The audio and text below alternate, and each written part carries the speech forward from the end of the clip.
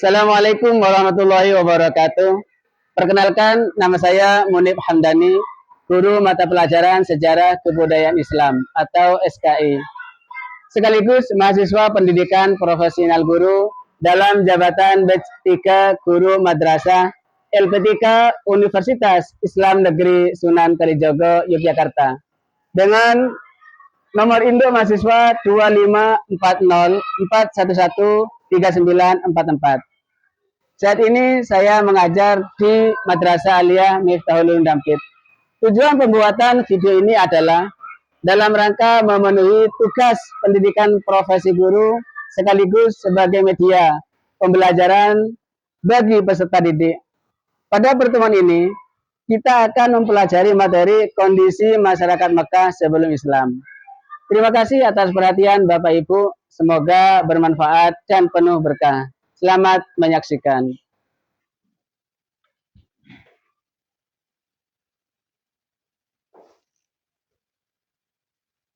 Assalamualaikum warahmatullahi wabarakatuh.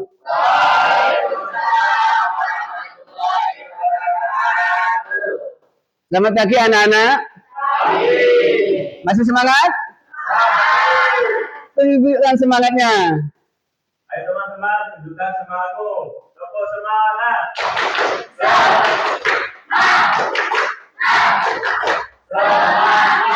Terima kasih luar biasa. Anak-anakku sekalian, pada pertemuan kali ini kita berselawat dulu. Mudah-mudahan kelas kita menjadi kelas yang nyaman, menjadi kelas yang penuh berkah. Anak-anak jadi anak yang soleh-solehah. Bismillahirrahmanirrahim. Sholatullah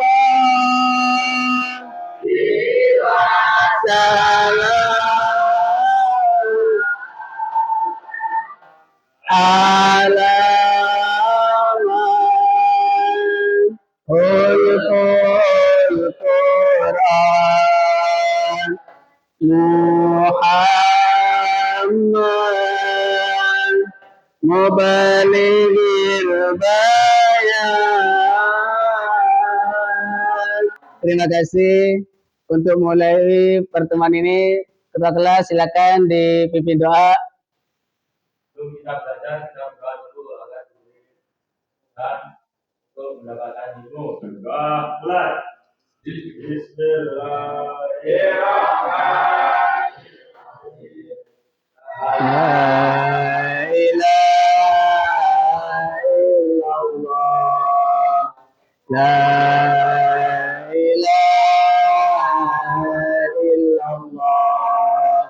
La ilaha illallah Muhammadur Rasulullah sallallahu alaihi wasallam. Rabbi shrah li sadri wa yassir li amri wahlul 'uqdatam min lisani yafqahu qawli. Allahumma nawwir qalbi. Absen dulu nggih. Absen dulu. Aditya. Alfa. Alfa. Ayu. Cindy. Linda. Farid. Citra. Isma. Kalila. Abid. Rifki. Suhada. Siti Ilman. Aldo. Bisnia. Salika. Vina. Alhamdulillah kita semua. Anak sekalian, mari kita merefresh dulu pembelajaran sejarah kebudayaan Islam minggu yang lalu. Kemarin kita membahas tentang kondisi masyarakat Mekah sebelum Islam. Namun sebelum itu perlu diketahui bahwasanya kita dalam mempelajari sejarah kebudayaan Islam itu adalah mempelajari Islam. Nah, tentunya untuk mempelajari Islam kita harus tahu sosok yang membawa Islam. Siapa? Nabi Muhammad. Nah, karena kita akan mengetahui, mempelajari siapa beliau, maka kita harus tahu beliau lahir di mana. Ini kita harus ketahui. Kita harus tahu tempat lahirannya, masyarakat sekitarnya, dan geografis negara Arab. Nah, anak sekalian, negara Arab itu adalah padang Sahara. Artinya gurun pasir yang sangat luas, gersang. Namun di tengah-tengah gurun pasir itu ada pohon-pohon yang di situ mengandung mata air yang biasa disebut dengan negara Arab ini berbatasan di utara dengan Irak, di selatan dengan Oman, di timur dengan Samudra India. Itu anak sekalian, itu kemarin. Sekarang kita akan bahas tentang kepercayaan agama Arab, masyarakat Arab sebelum Islam. Tentunya anak-anak sudah tahu agama yang diikuti oleh orang-orang Arab sebelum Islam itu adalah agama Hanif. Itu agama yang dibawa oleh Nabi Ibrahim yang dilanjutkan oleh putranya Nabi Ismail. Ada itu sekalian bahwasanya orang-orang Arab sebelum Islam sering kita kenal, kita tahu dengan sebutan jahili. Tentunya mereka ini tidak semata-mata dikatakan orang-orang yang bodoh, tidak. Bahkan mereka itu cerdas, pintar, karena mereka sudah tahu tentang ilmu perbintangan. Bagaimana mereka tahu tentang arah mata angin. Kenapa kok dikatakan jahiliyah? Karena perilaku yang jelek, perilaku yang buruk. Saya tanyakan, coba sebutkan satu contoh saja di era sekarang yang menunjukkan sikap perilaku jahiliyah seperti masa Arab sebelum Islam. Ya, satu contoh saja. Silakan, Nova. Permainan yang lebih cenderung main HP daripada melaksanakan ibadah pada Allah SWT. Wah, luar biasa.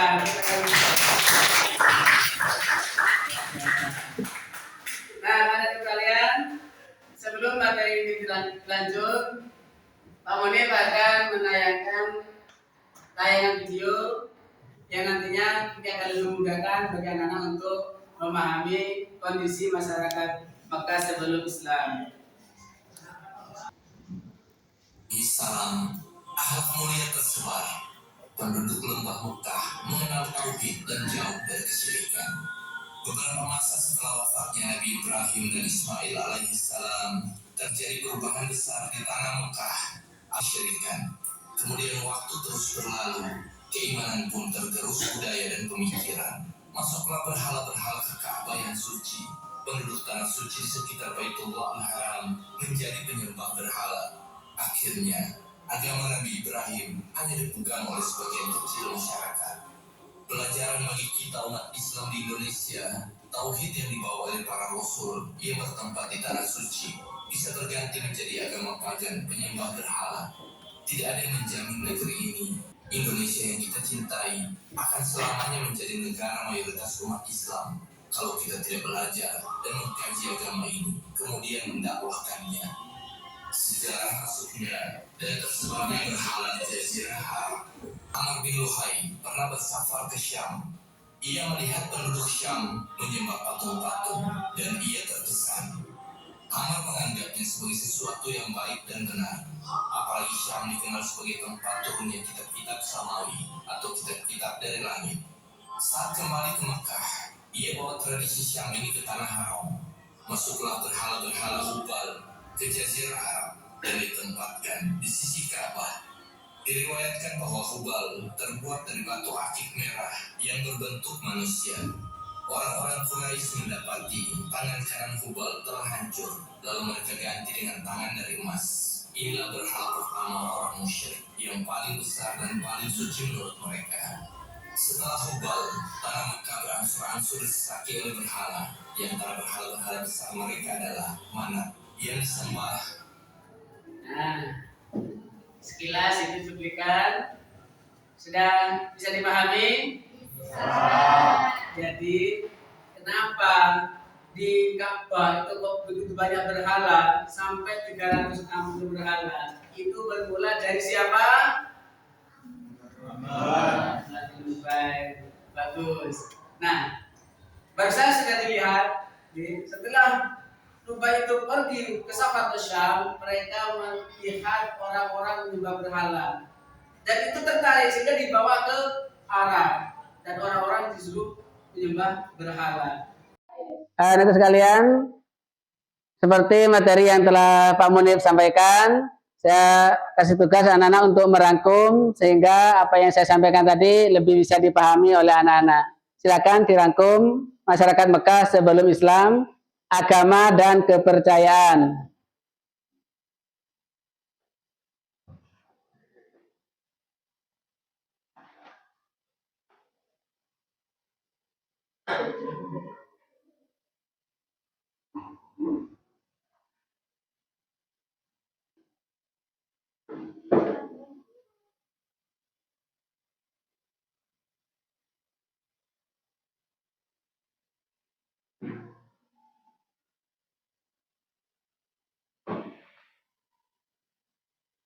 Dibaca sambil dipahami.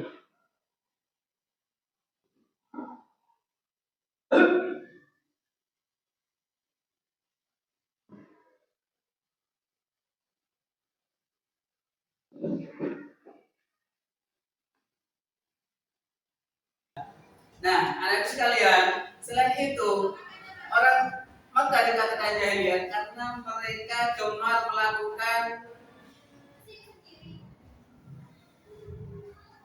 sikap, melakukan hal-hal yang jelek seperti membunuh anak perempuan, gemar berjudi, gemar minum minuman keras. Nah, ini yang nanti akan anak-anak diskusikan. Nanti membuat kelompok, membentuk kelompok untuk mendiskusikan perilaku jahiliyah yang dilakukan oleh orang-orang Arab. Silakan anak-anak ke kelompoknya masing-masing. Sini ada beberapa kertas mendiskusikan. Saya kasih waktu 10 menit. 10 menit. Monggo ke kelompoknya.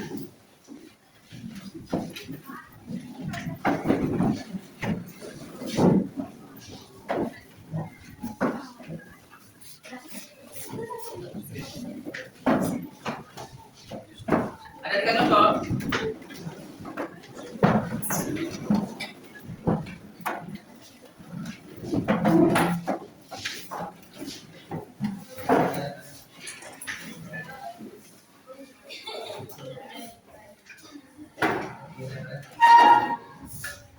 Silakan anak-anak diskusi mengenai kondisi masyarakat jahiliyah. Kenapa mereka kok dikatakan jahiliyah? Dan tuangkan, gautkan dengan situasi sekarang. Apa yang sekarang dilakukan oleh orang-orang di era sekarang yang sifatnya jahiliyah seperti masyarakat sebelum Islam? Silakan.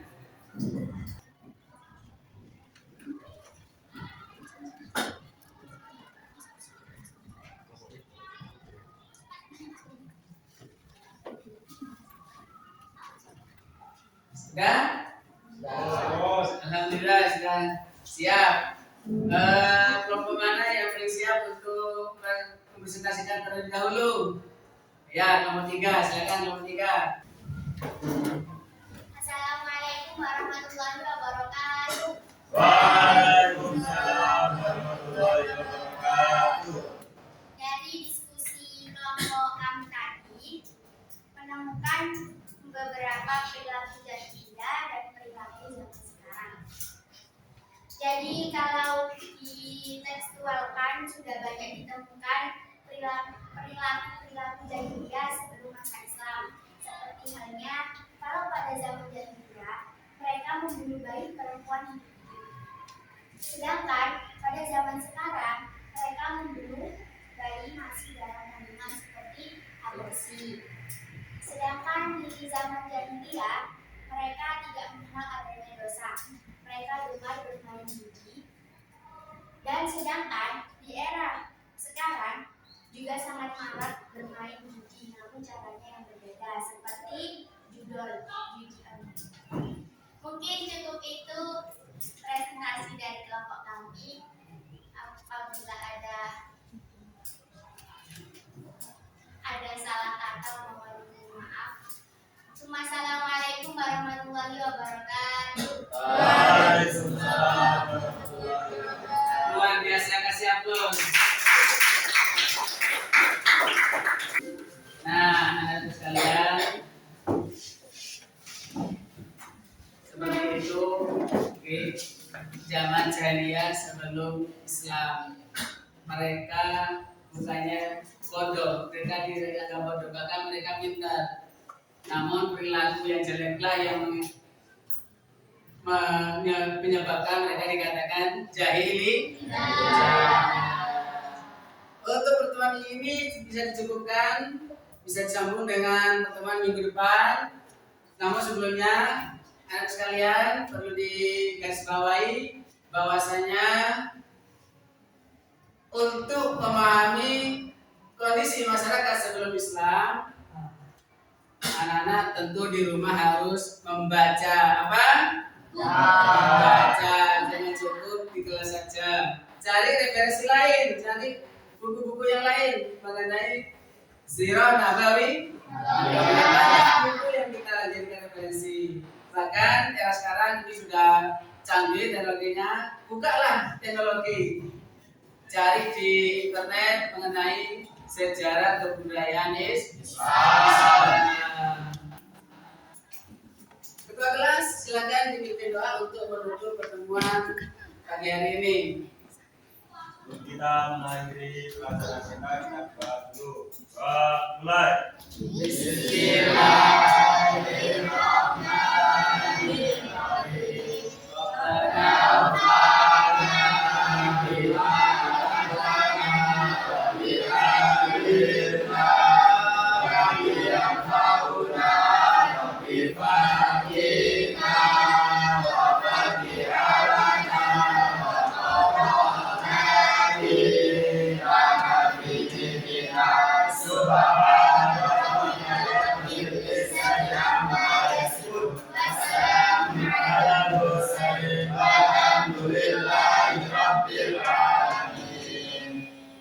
Terima kasih. Mudah-mudahan kita semuanya selalu dalam lindungan Allah Subhanahu wa taala. Assalamualaikum warahmatullahi wabarakatuh. Waalaikumsalam.